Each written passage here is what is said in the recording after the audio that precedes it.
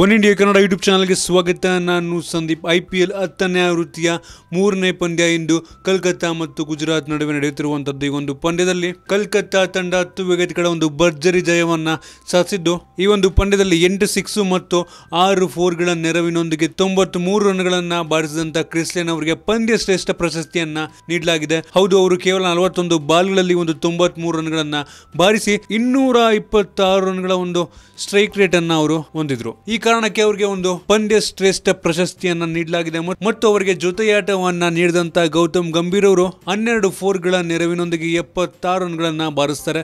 ಇವರಿಗೆ stylish player of the match ಅಂತ ಒಂದು ಅವಾರ್ಡ್ ಅನ್ನ ಕೂಡ ಕೊಡಲಾಯಿತು. ಇದರ ಜೊತೆಗೆ ಇವರಿಬ್ಬರ ಒಂದು ಜೊತೆಯಾಟ ಅಂದ್ರೆ 184 ರನ್ಗಳ ಜೊತೆಯಾಟ IPL ಇತಿಹಾಸದಲ್ಲಿ ಮೊದಲ ವಿಕೆಟ್ಗೆ ಅಂದರೆ ಆರಂಭಿಕ ವಿಕೆಟ್ಗೆ ಅತಿ ದೊಡ್ಡ ಪಾರ್ಟ್ನರ್ಶಿಪ್ ಅಂತ ಒಂದು ದಾಖಲೆಯನ್ನ ಮಾಡಿದೆ. ನಿಮ್ಗೆ ಅನ್ಸುತ್ತೆ ಒಂದು ಕ್ರಿಸ್ ಲೇನ್ ಅವರಿಗೆ ಒಂದು ಪಂದ್ಯ ಶ್ರೇಷ್ಠ ಪ್ರಶಸ್ತಿಯನ್ನು ನೀಡಿರುವಂತದ್ದು ಮತ್ತು ಗಂಭೀರ್ ಅವರಿಗೆ stylish player of the match award ಅನ್ನು ನೀಡಿರುವಂತದ್ದು. ನಿಮ್ಗೆ ಇದ್ರ ಬಗ್ಗೆ ಅನ್ಸುತ್ತೆ ಕಾಮೆಂಟ್ ಅಲ್ಲಿ ತಿಳಿಸಿ. ನಿಮ್ಗೆ ಅಂದ್ರೆ ವಿಡಿಯೋ ಇಷ್ಟ ಆಗಿದ್ರೆ ಲೈಕ್ ಮಾಡಿ, ಶೇರ್ ಮಾಡಿ. ಇದೇ ರೀತಿ ನಮ್ಮ ಬೇರೆ ಬೇರೆ ವಿಡಿಯೋಗಳಿಗೆ ಒನ್ ಇಂಡಿಯಾ ಕನ್ನಡ ಯೂಟ್ಯೂಬ್ ಚಾನಲ್ಗೆ ಸಬ್ಸ್ಕ್ರೈಬ್ ಮಾಡಿ.